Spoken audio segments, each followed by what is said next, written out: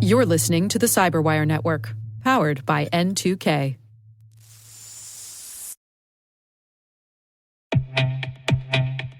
Our sponsor, Collide, has some big news. If you're an Okta user, they can get your entire fleet up to 100% compliance. How? If a device isn't compliant, the user can't log into your cloud apps until they fix the problem. It's that simple. Without Collide, IT struggles to solve basic problems, like ensuring everyone's OS and browser are up to date. Unsecure devices log into your company's apps with no problems because there's nothing there to stop them. But Collide works seamlessly with Okta to enforce compliance as part of authentication and complete the Zero Trust security puzzle. Visit collide.com/CyberWire Daily to learn more or book a demo. That's KOLIDE.com/CyberWire Daily.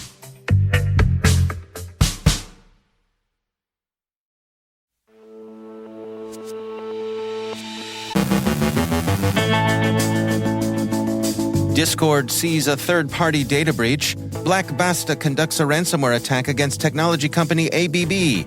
Intrusion Truth returns to dox APT 41. Anonymous Sudan looks like a Russian front operation. Attribution and motivation of RedStinger remains murky.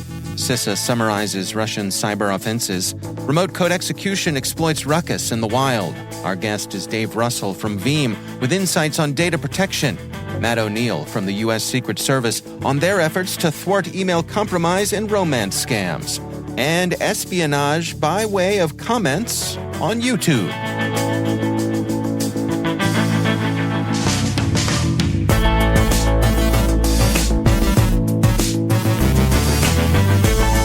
I'm Dave Bittner with your CyberWire Intel briefing for Monday, May 15th, 2023.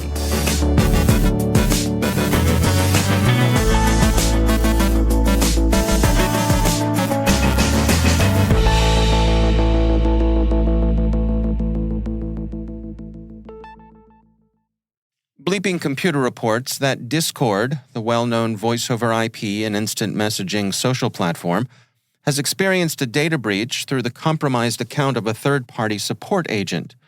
Discord says the exposed ticket queue of the support agent contained user email addresses, messages exchanged with Discord support, and any attachments sent as part of the tickets. The company quickly disabled the agent's account and did a malware sweep of the device. Security Affairs reports that Discord is also working with its third-party support provider to improve their cybersecurity posture and prevent an incident like this from taking place again.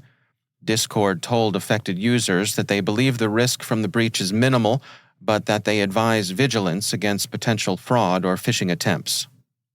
Swiss technology company ABB confirmed Friday that they are experiencing technical issues relating to a cyber attack.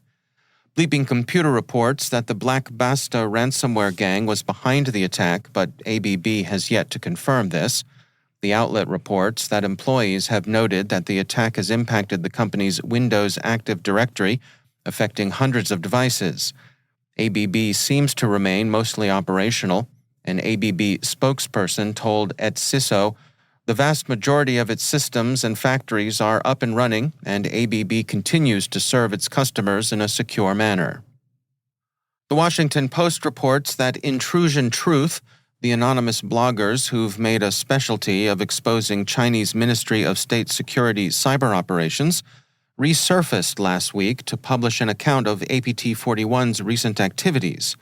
In this case, it's a claimed expose of the MSS's Kerui Cracking Academy, located in Wuhan. Mandiant describes APT-41 as a China Nexus cyber espionage actor focused on obtaining information that can provide the Chinese government and state-owned enterprises with political, economic, and military advantages. It's less clear who Intrusion Truth is. The group presents itself as a collection of hacktivists, but there's speculation that in fact they're a cybersecurity firm or an activity run by a Western intelligence service. In any case, their reports have a good track record of confirmation by independent sources. Bloomberg reports that Anonymous Sudan, which represents itself as an Islamist Sudanese hacktivist collective, appears, in fact, to be a false flag operation of Russian intelligence services. Research published in February by the Swedish cybersecurity firm TrueSec concludes that Anonymous Sudan is instead, in all probability, a Russian operation directed at Sweden. Its aim is to interfere with Sweden's accession to NATO using a mix of nuisance-level DDoS attacks and influence operations directed at Sweden's Muslim minority and at Turkish public opinion. The DDoS attacks, apart from the irritation they represent, lends some plausibility to Anonymous Sudan's self-presentation as a hacktivist group. DDoS, after all, is, along with website defacements, a common hacktivist tactic. But TrueSec concludes that Anonymous Sudan displays both a detailed, close knowledge of Sweden's political climate and a level of funding that far exceeds what's reasonably available to genuine hacktivist groups. The hacktivists, however committed they may be, and however good their day jobs are, usually aren't able to afford pricey server rentals. Bloomberg cites a professor of international relations at the Norwegian Institute for Defense Studies in Oslo, who's seen the timing and organization of the attacks, the hackers' knowledge of religious and political friction points in Sweden, and the attacks' similarities to other Russian influence operations, which led her to the conclusion that there was a Russian intelligence affiliation. For its own part, Anonymous Sudan insists they're not Russian, they say, but Russian has helped them in the past, and this is just their way of giving back. A look at the sad ongoing violence in Sudan would suggest that this is implausible. Actual hacktivists, especially actual Sudanese Islamist hacktivists, would have more immediate concerns than doing their Russian buddies a solid. The RedStinger campaign Malwarebytes described last week seems to have been active against both Ukrainian and Russian targets. A discussion in Cybernews notes that while the APT group, which the outlet refers to as RedStinger, is known to have been active between 2020 and 2022 and seems to be Russian, its motivation is curious, as it's collected against targets on both sides of Russia's war with Ukraine. One possible explanation is that RedStinger was interested in quasi-domestic surveillance of officials in Ukrainian provinces illegally annexed by Russia. The U.S. Cybersecurity and Infrastructure Security Agency has published a collection of its studies of the Russian government's malicious cyber activities. The most recent entry is last week's discussion of the Snake malware and its disruption by the Five Eyes. The oldest entry goes back to December 29, 2016, and covers the Grizzly Steppe operation conducted against U.S. targets associated with the 2016 U.S. elections. It's noteworthy that CISA's compendium addresses only Russian government malicious activity. The large and active Russian cyber underworld is outside the scope of the summary. CISA logged 7 new issues into its known exploited vulnerabilities catalog on Friday. One of the more noteworthy vulnerabilities they added was the critical remote code execution issue affecting multiple Ruckus products. Bleeping Computer reports that the flaw concerns devices using the Ruckus Wireless Admin Panel.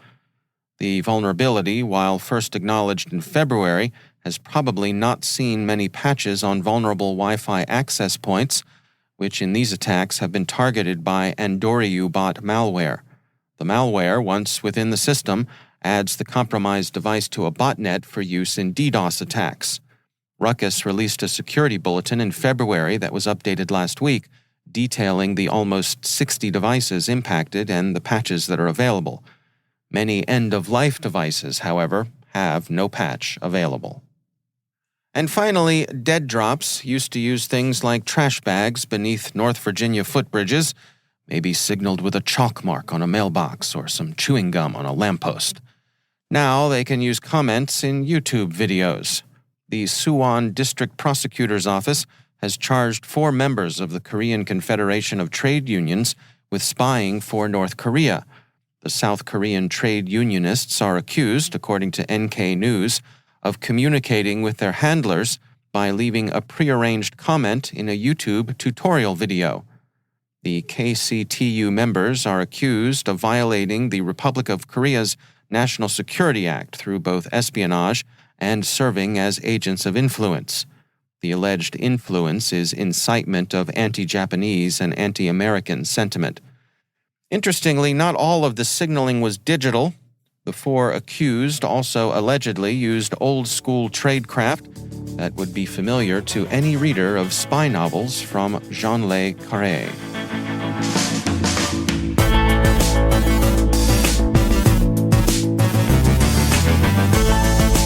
Coming up after the break, our guest Dave Russell from Veeam with insights on data protection. Matt O'Neill from the U.S. Secret Service explains their efforts to thwart email compromise and romance scams. Stay with us.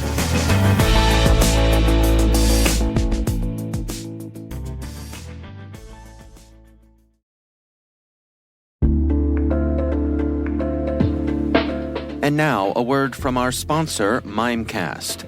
You're wondering if you need more email and collaboration security. Because, as it turns out, just protecting your workspace with M365 isn't good enough. You just watched your entire company grind to a screeching halt, all because someone opened a phishing email. Next time, don't rely on one-size-fits-all security. Protect your inbox with Mimecast and diversify your security stack. For a free trial, go to mimecast.com and keep your business from, falling apart.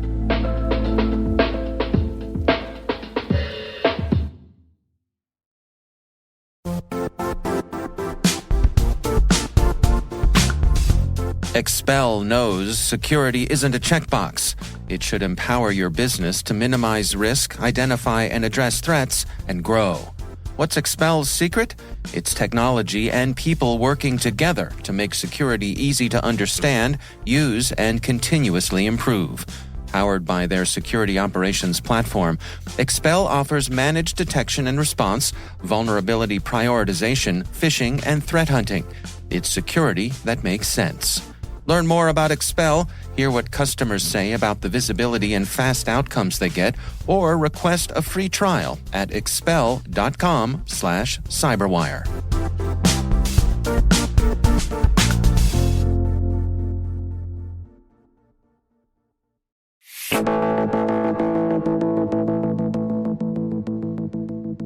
Veeam Software is a data backup and protection company, and they recently released the results of their 2023 Data Protection Trends Report. For insights on the report, I spoke with Dave Russell, Vice President of Enterprise Strategy at Veeam. I always like a little bit of myth busting. So, one myth is that the cloud and cloud first or hybrid cloud, multi-cloud is coming. But our research shows that it's already here, meaning that in the pandemic years, these last roughly 3 years, it's a pretty even split on-prem and off, meaning right now, 4,200 organizations that we surveyed across 28 countries, they report that actually they're slightly more physical than virtual on-prem, and that totals 53% of their workloads. And in the hybrid cloud, multi-cloud universe, meaning off-prem, they're 47%. So nearly half, and going to 52% or just over half next year. What do you make of that? I mean, what are the real-world ramifications of those numbers? To me, it's an interesting mix of, oh, wow, we didn't turn anything off. We still have a lot of physical servers. We obviously have a lot of virtual servers. We're commissioning more, actually more of both, meaning commissioning physical servers on-prem as well.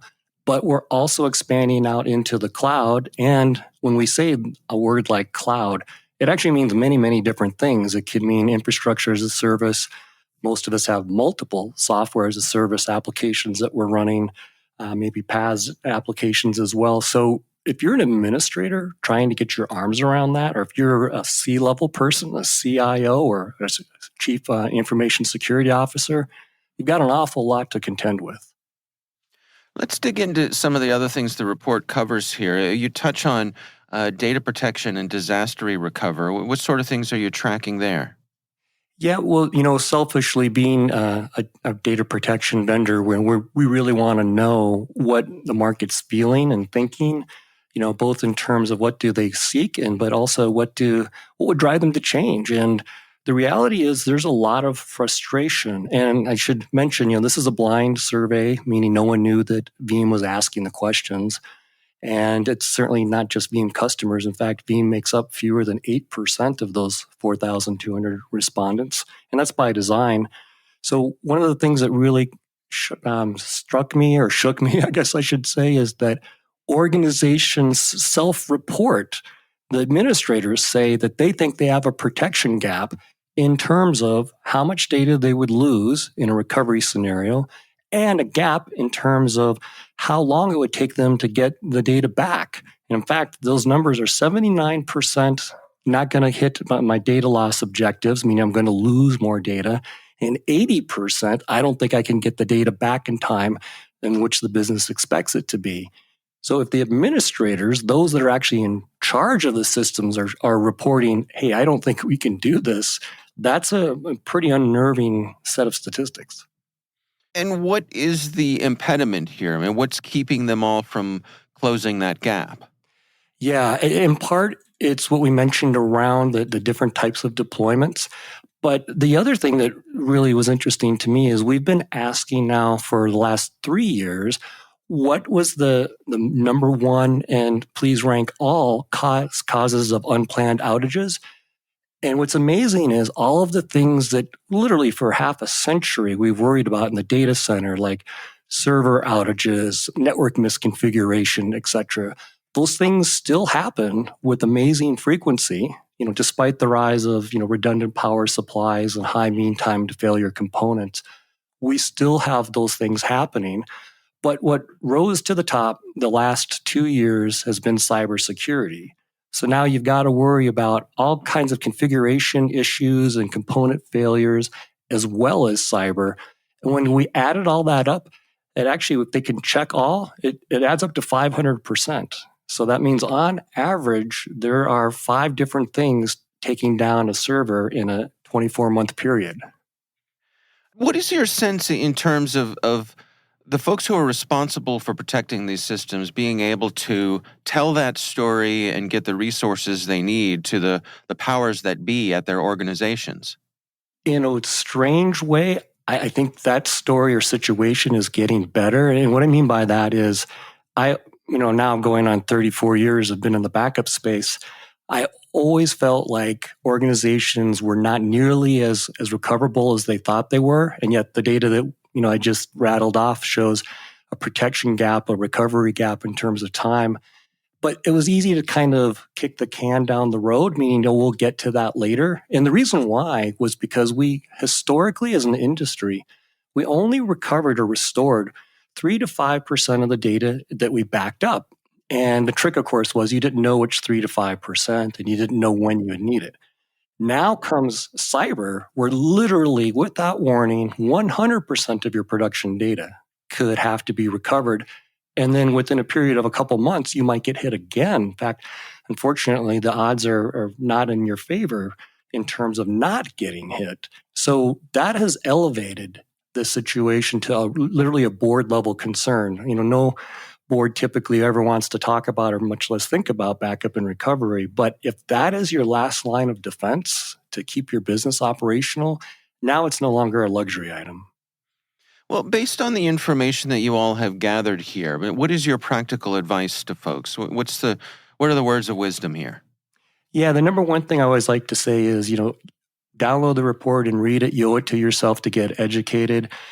Part of that education, it might be a confirmation of what you maybe already thought as a practitioner, but now you can have a different kind of a conversation with your management team or even your board. And then from there, get prepared. Sometimes you really can't do everything. We all live in a world of scarcity, but I like to say that you may not be able to do everything, but you can do something. You can start to patch the systems that have gone unpatched for quite some time and represent latent threats with latent vulnerabilities. You can start to plan for a hybrid cloud, multi-cloud world that you're probably already in, even if you're not kind of realizing that yet. And then in terms of, cyber, everything you can do around employee training, particularly around phishing, anything you can do about patch management, and of course, make sure you have backups and test those backups. That's Dave Russell from Veeam discussing their 2023 Data Protection Trends Report.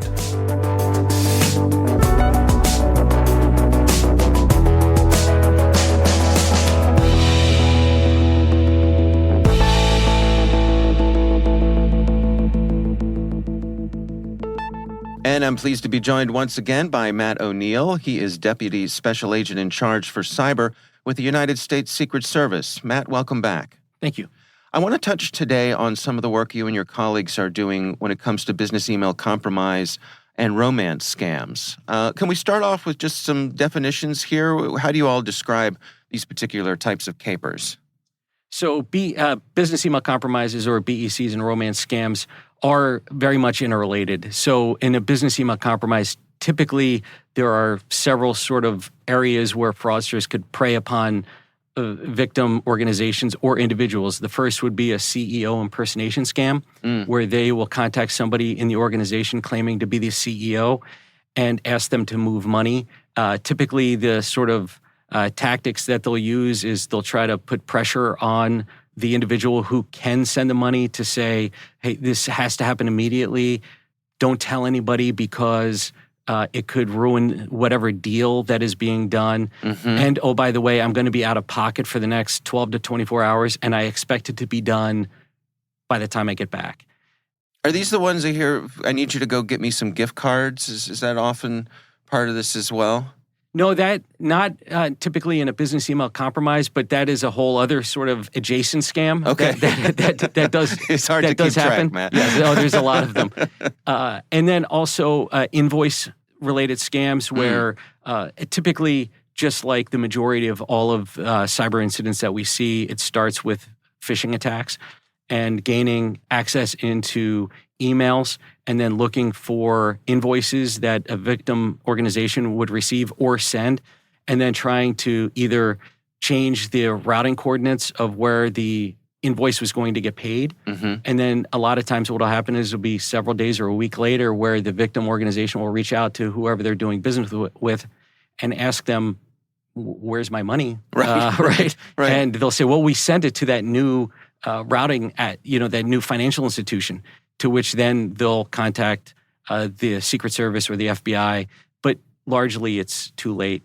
Another one that's also something that we spend a lot of time on is real estate BECs. And that's simply, think about you're getting ready to close on a house and you have to send in your final payment. Well, what fraudsters will do is they will direct that final payment to them. And you're thinking, oh, well, this is just a change in whoever I'm, the closing attorney or the title company. And then you show up to closing and they'll say, well, I'm sorry, Mr. O'Neill, we can't close today because we never received your money. And the victim will say, well, I sent it to the wiring account address that you suggested. To which then that's just awful situations we've had. We have a team in our the Secret Service's Global Investigative Operations Center that's been focused on recovering assets in business email compromised scams since 2019, and they have recovered $283 million since 2019 for victims. And there's only 4 employees who are extremely hardworking and leverage contacts throughout the global financial services sort of web around the world to try to recover the funds, because the most important thing to understand in BEC cases is time is of the essence. So if you don't report it within 48 hours, the odds are the money will be gone. Our success rate in recovering funds outside of even the asset forfeiture process, but communicating with the receiving bank and the sending bank and getting them to work together to get the money back to the victim, within 24 hours, it's approximately 56%. But typically what happen in some organizations is once they find out that the money was sent to someone else other than the intended recipient, there comes, we like to call it the Super Bowl of finger pointing, and they'll spend several days figuring out who was responsible. Right. But by the time that happens, the money is long gone. Wow. And so we highly encourage, again, if you're an organization, communicate early and often with your local Secret Service office through our Cyber Fraud Task Force network to make sure that if something like this happens, that you have a contact, that you can get it to either to them and they can get it to our Global Investigative Operations Center or through FinCEN to try to at least stop the money before it ultimately is withdrawn at the final destination. And what about the romance scam component of this? How does that play into this? So one of the choke points in financial fraud is money mules. And so typically what we'll see is romance scams, unfortunately, are sort of gateway crimes. And when I say that, I mean a victim in a romance scam, and those typically happen through websites, dating apps, traditionally not the location-based sort of dating apps, but more sort of the legacy online apps where you can kind of hide where you're located and things like that. And so there's a lot of impersonation that goes on, and also long-term cultivating relationships. Sometimes it's 4, 5, 6 months. And so through a romance scam, what'll typically happen is the victim will be notified by the person they think that they've been dating to say, well, I have this great investment. You should invest in me. We've been, talking forever, and you can trust me. You can trust me. I'm in on something. We're going to make a lot of money. Or they could say, I've been injured and I need money to get back to either visit you or something along those lines, or a family member. A lot of times, what we'll see is the investment, and the second will be then the injury, and then what we'll see is a transition to the victim in this case becoming a witting or unwitting money mule for the bad actors. Then it'll transition to those business email compromise cases that I was talking about, where if I'm trying to get an organization to send money to me, I'll usually use one of those money mules, their accounts. So it'll be trying to convince them to open up an account. And hey, you're going to make some money. I have this overseas business, and I need somebody in the United States to be my accounts receivable. Just open up an account, provide me with the information. $100,000 is going to get wired in. You get to keep 5%, and then only thing you have to do is send it to someone else. And then the victim will open the account, and then what'll typically happen is after the money's been moved, then law enforcement will go back to that victim and say, you laundered $100,000 in victim proceeds. Where did it go? How did it happen? Those kinds of things. And typically now they're doubly victimized because they've quote unquote invested with the bad actor, and now they're also being victimized because they've become an unwitting money mule. Money mules are sort of the one of the centers of gravity that enable cybercrime to flourish. You alluded to how time is of the essence here, and that it strikes me that one of the superpowers of the Secret Service is being able to unpack these complex financial things. I mean, the agency has a long history of that. Is that the message for our listeners, that really time is of the essence here? That it may be counterintuitive to, you may think, well, let's wait, but no, every minute counts.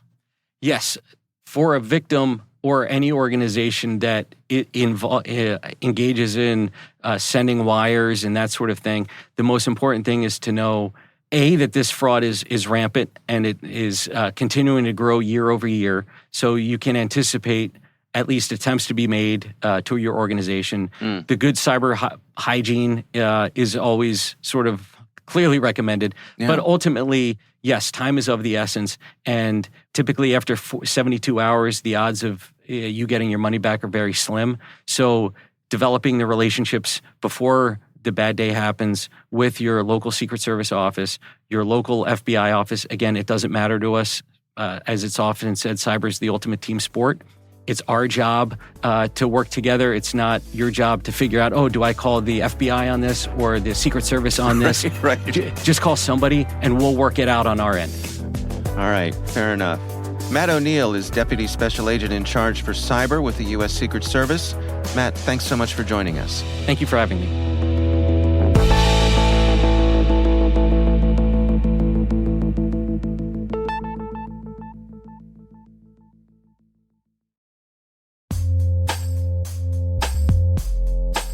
CISOs everywhere invest huge amounts of time and money to defend against external threats and protect sensitive data stored inside their organizations. But how do they protect sensitive data that's constantly being shared outside with others? The answer is data-centric security from Virtru. It's affordable, simple to deploy, and integrates elegantly with the collaboration apps you use every day, like Google Workspace and Microsoft 365. Trusted by more than 8,000 organizations, you can try Virtru for free. Just visit virtru.com/cyberwire. That's virtru.com/cyberwire.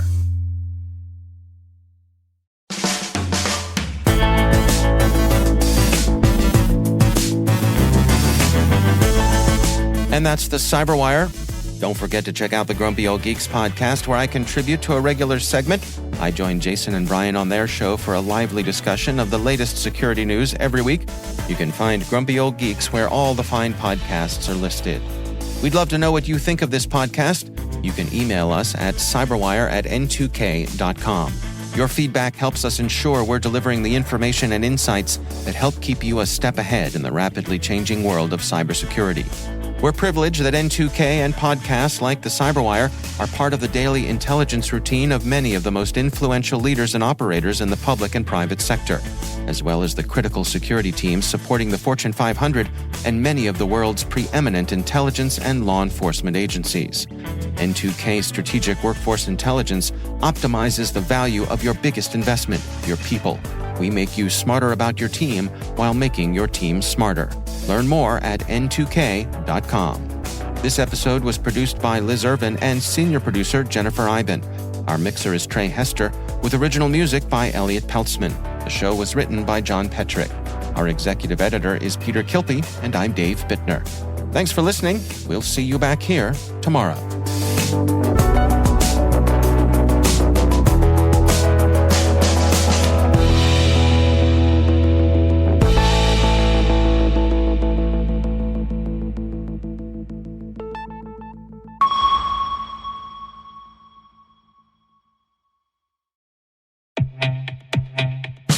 CrowdSec's CTI distributes IP reputation intelligence, allowing SOC teams and security analysts to obtain highly curated data on intrusion attempts, origins, and trends. Sourced from a large network of real users from all over the world, operating a large variety of services and apps, CrowdSec's CTI provides actionable data and clear insight into cyber threats, allowing for a faster response as well as resource development and allocation. Find out more at crowdsec.net.